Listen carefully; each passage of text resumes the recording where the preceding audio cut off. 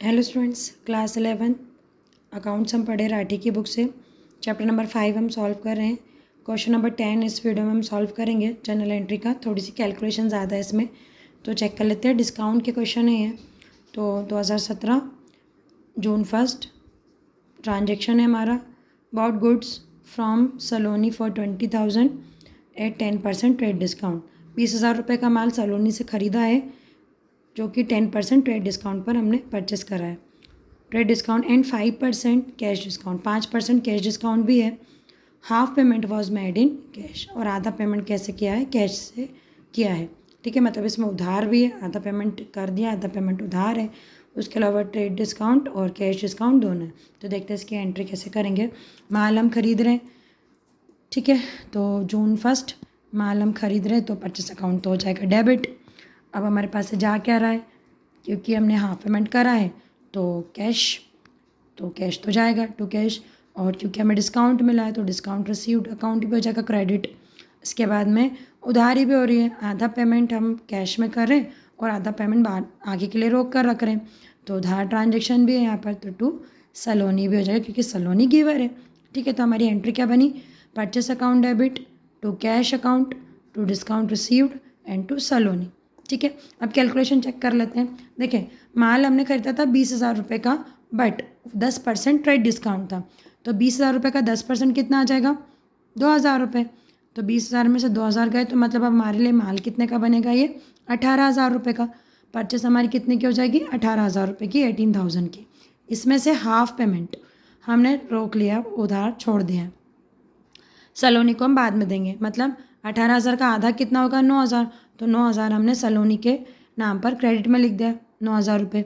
इसके बाद में जो हमने आधा पेमेंट करा है उस पर हमने कैश पेमेंट करा है, तो हमारा कैश तो जा ही रहा है, तो कितना कैश जाएगा वो हम चेक कर लेते हैं। 9,000 रुपये हमें देना है, उस पर हमने 5% डिस्काउंट लिया है, तो 9,000 का 5% कितना आएगा? 450 रुपीज़, 9,545, मतलब 450 रुपये का हमें डिस्काउंट मिला है। तो 9,000 रुपये हमें देने थे, 450 रुपये का डिस्काउंट मिला, मतलब हमने एक्चुअल पेमेंट कितने का करा होगा?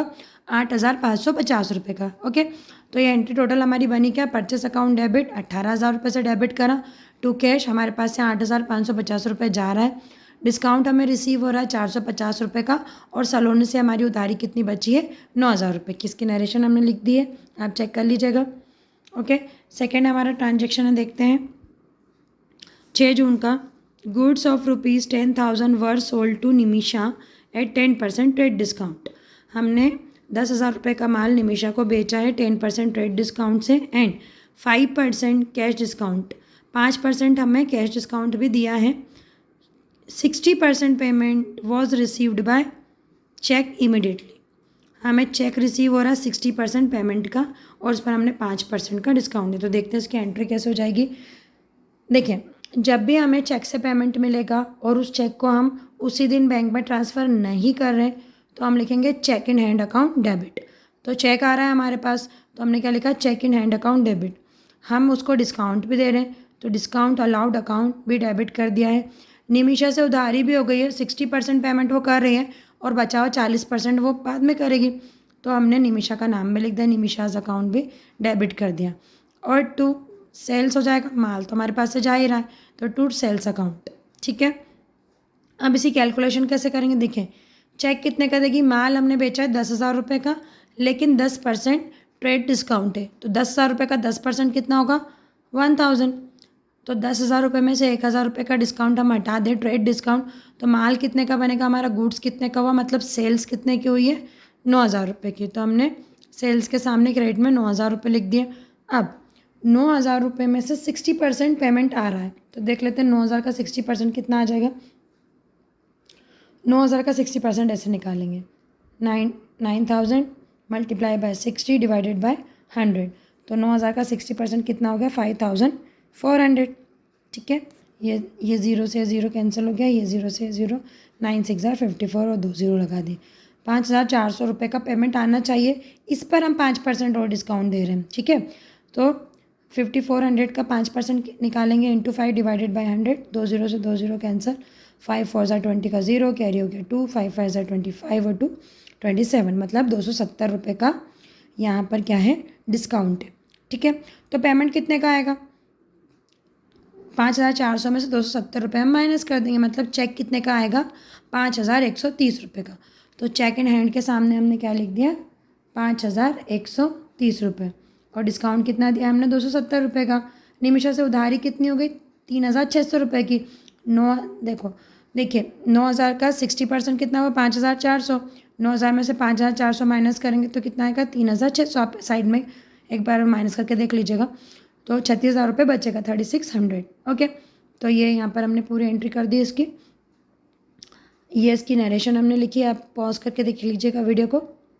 ओके, अब चलते हैं नेक्स्ट ट्रांजेक्शन की तरफ। तो हमारा नेक्स्ट ट्रांजेक्शन क्या है, 10 जून का है। 10th June Nimisha's cheque was deposited in the bank. जो चेक हमको निमिषा ने दिया था ऊपर, जो हमने चेक इन हैंड अकाउंट लिखा था, वो अब हमने बैंक में डिपॉजिट करा दिया। तो उसके सिंपल से एंट्री हो जाएगी। Now who is the receiver, receive कौन कर रहा है चेक को, बैंक रिसीव कर रहा है। तो हमने क्या लिख दिया, bank account debit, debit the receiver. तो बैंक अकाउंट डेबिट टू हमारे पास से क्या जा रहा है, जो चेक आया था वो जा रहा है, तो हमने जो जाता है उसको क्रेडिट कर दिया, मतलब क्या लिख दिया, to cheque in hand account. कितने रुपये का चेक था, 5,130 रुपये का।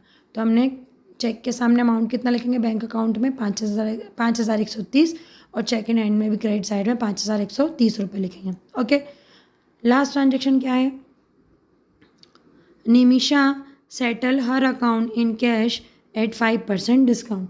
निमिषा ने अपना अकाउंट सेटल कर दिया है, और जो भी उसका बचा था, देखिए पुराने ट्रांजेक्शन में हम देखेंगे तो निमिषा के हमारे 3,600 रुपये बचे थे, है ना, 3,600 रुपये उसको देना थे। अब उसने क्या करा, इसमें भी 5% डिस्काउंट लेकर और बाकी का पैसा कैश देकर अकाउंट सेटल कर दिया। मतलब कैश तो आ ही रहा है हमारे पास, तो कैश अकाउंट डेबिट कर दिया, डिस्काउंट भी हम दे रहे हैं, तो cash account debit, discount account debit to कौन है गिवर, निमिषा। तो निमिषा का अकाउंट हमने क्रेडिट कर दिया। ओके, अब अमाउंट चेक कर लेते हैं।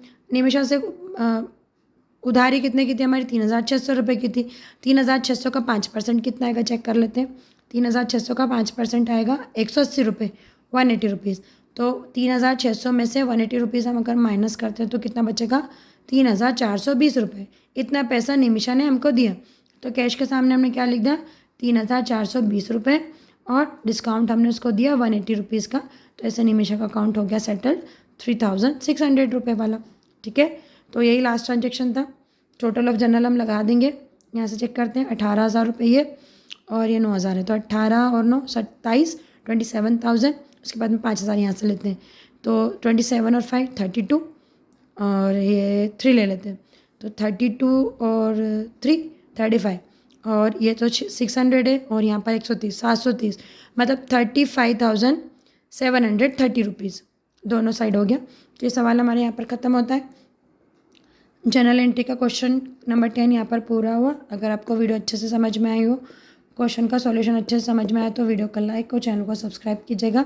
आपके डाउट्स आप हमें कमेंट्स में भेज दीजिएगा। अगर अच्छे से समझ में आया हो तो भी आप कमेंट्स में येस लिख के भेजिएगा। Thank you so much.